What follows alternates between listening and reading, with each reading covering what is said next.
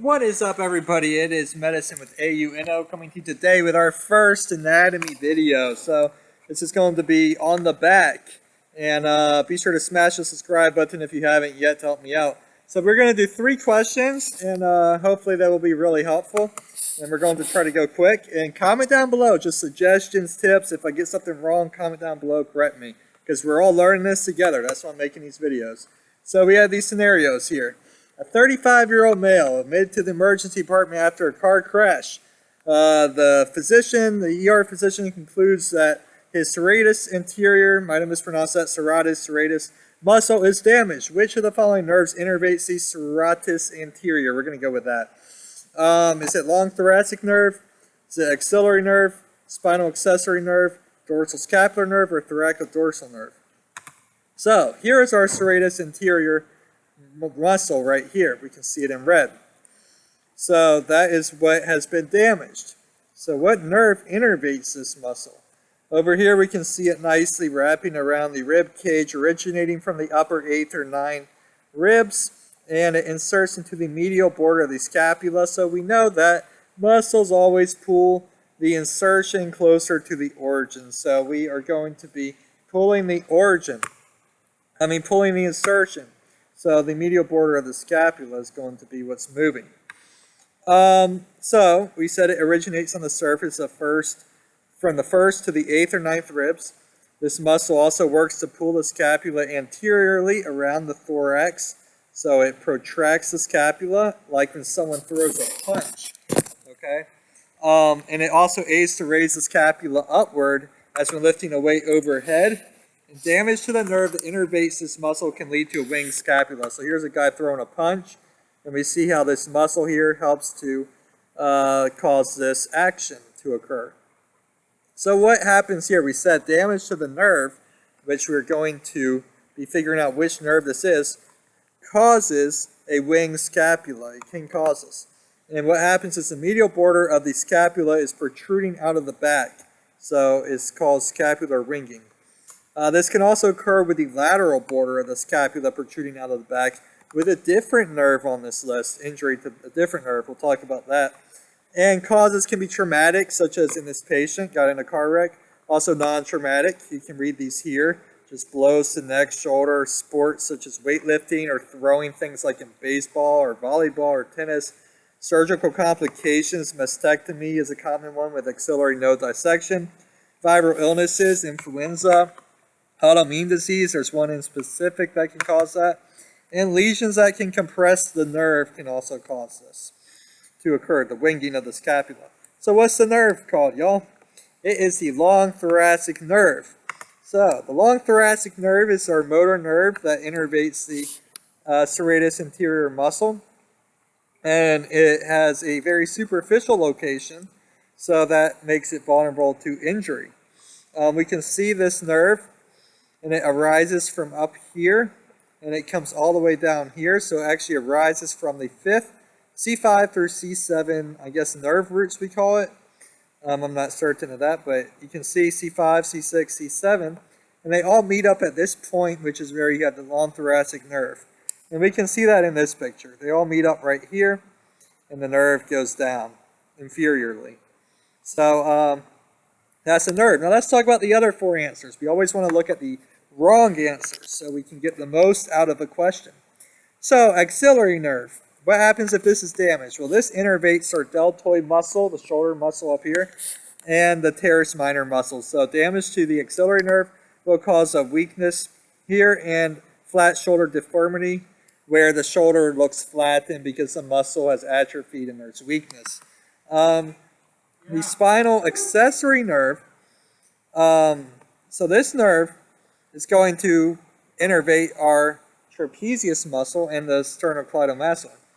And if this is damaged, then it will cause a lateral scapular ringing. And then the dorsal scapular nerve is going to innervate the rhomboid major, minor, and levator scapulae muscles. We have some issues going on around here with someone was locked out of the house, I think. All right, let me get back on track. So yeah, rhomboid major, minor, and levator scapulae muscles are going to be fed by this dorsal scapular nerve. And lastly, the thoracodorsal nerve is going to be innervating the latissimus dorsi, which will adduct, internally rotate, and extend the shoulder. So if injury occurs to this nerve, you will have loss of adduction of shoulder joint. All right, and lastly, on this question, the lateral winging, as said, we can see it in spinal accessory nerve palsy, and also dorsal scapular nerve injury as well. Remember, the spinal accessory nerve feeds the trapezius and sternocleidomastoid. The dorsal scapular nerve is going to feed the rhomboids and up here, yeah. And then medial winging of the scapula is going to be caused by the long thoracic nerve palsy, as in this question with the serratus anterior being damaged.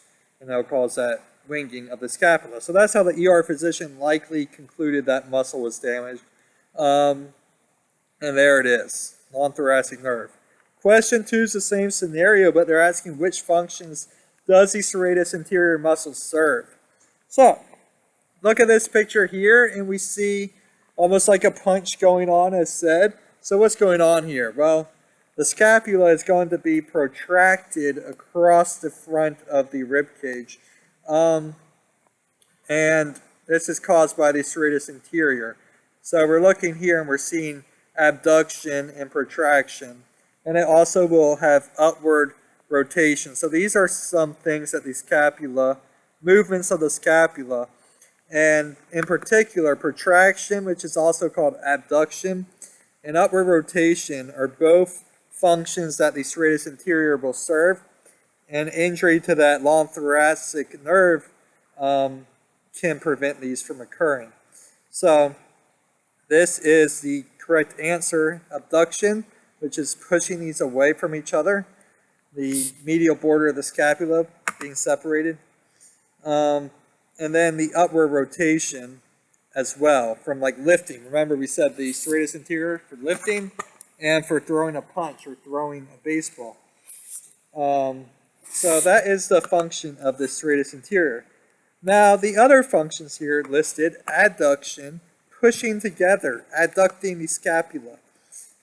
This is going to be retraction also, same thing. Will be caused by the middle trapezius and the rhomboid muscles. So we can see that here.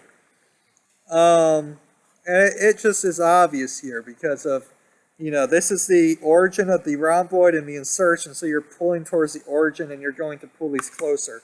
The same with this middle trapezius. Now, what is this picture all about here?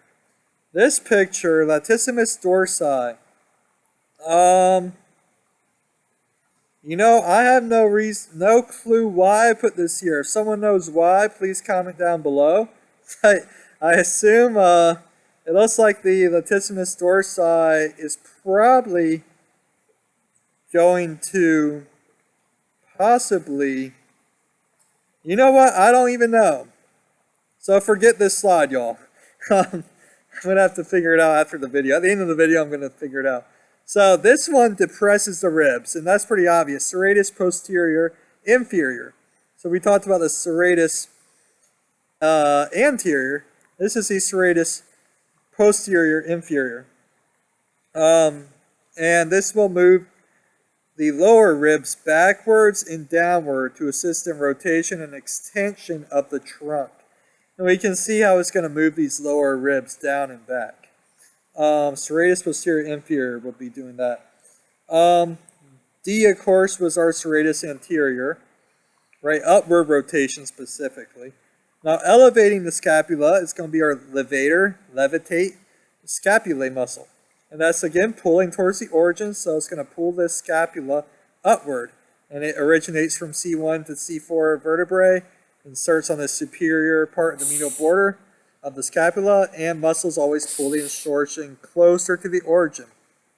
Okay, so again, the answer here was abduction or protraction, and upward rotation of scapula is what the serratus anterior muscle does. All right, last question. What functions will the patient be most likely unable to perform if his serratus anterior muscle is damaged? So obviously, we already know it's going to be D, protraction of scapula. He will be unable to pull the scapula forward due to injury of the muscle. So no protraction of the scapula, no abduction of the scapula. As well, you won't be able, well, you still can elevate it because there is the other muscle, which we'll talk about. But as we said, this does have some upward rotation as well of scapula involved. So, retracting the scapula is our rhomboid major in red and minor in blue, innervated by dorsal scapular, okay? And we saw that way up here. There's our rhomboids. They will retract the scapula, and it is innervated by, dorsal scapular nerve. So, let's go back down. The elevation of the scapula can still occur because we have the upper trapezius muscle and the levator scapulae to both elevate the scapula.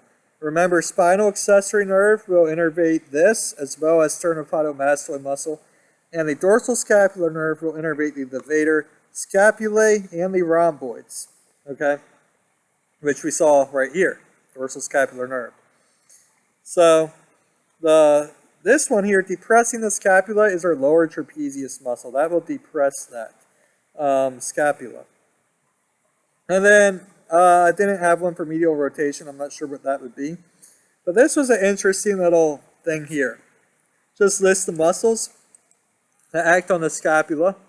Trapezius, you have your three parts, your upper, middle, and lower. And it's going to move the scapula and the neck. And the upper fibers, as said, will elevate and upward rotation of scapula. Along with our serratus anterior, we'll have some upward rotation of scapula. Middle fibers will deal with adduction or retraction of the scapula. And lower fibers will depress and upward rotation of scapula. And all fibers will stabilize and adduct this scapula. Levator scapulae will be doing the elevation and downward rotation, but mostly, we talked about the elevation of scapula, which makes sense. The rhomboids, which are going to be, they're going to be doing adduction or retraction of the scapula and elevation as well. Serratus anterior, abduction or protraction and upward rotation of scapula. Pectoralis minor will do some things, as well as the subclavius, which we didn't talk about these two muscles in this video, but they also act on the scapula. So, make sure y'all go subscribe. That's the end of this video. I hope y'all learned something. Please give me suggestions for future videos. But basically just all about muscles here and nerves and how they act on the back. And I want to find out why did I put the latissimus dorsi in here. Oh, it's B. I don't know why I overlooked this. If y'all are still watching, you just found out with me. Latissimus dorsi, adduction, so it's going to be bringing together the the humerus. It's going to be bringing the humerus more towards midline. Extends it and medially rotates the humerus. So whatever all that means, that's what it does. And you can see how this latissimus dorsi will, I assume, insert onto the humerus. So thus it's going to be pulling the humerus more towards the vertebral column, because this must be the origin point. So I'll be pulling it medially, thus also medially rotating the humerus. And extending the humerus. So instead of flexion, we'll extend the humerus backwards and adduct the humerus towards midline. So that's the video, y'all. Appreciate everyone out there on this journey with me. So, subscribe again if you haven't, and I hope you all have a great rest of the day. We're out.